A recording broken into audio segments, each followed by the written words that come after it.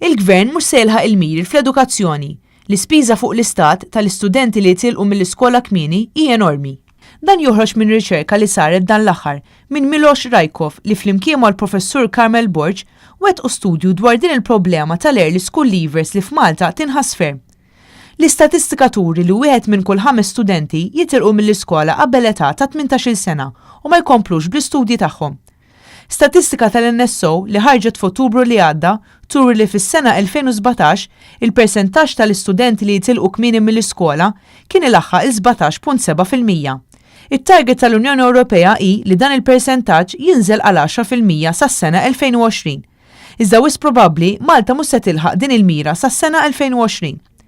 Il-professur Carmel Borg saħaq li minn kif jidhru l-affarijiet, Malta jista' jkun li tilħaq din il-mira sas-sena 2022. Fil-fatt, Malta għandha waħda mill-iktar statistiċi għolja fl-Unjoni Ewropea f'dan ir-rigward.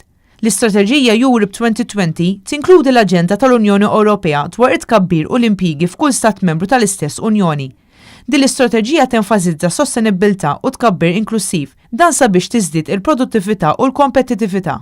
L-istudju li sar minn Carmel Borg iqajjem allarm fuq il-labeling fl-iskejjel.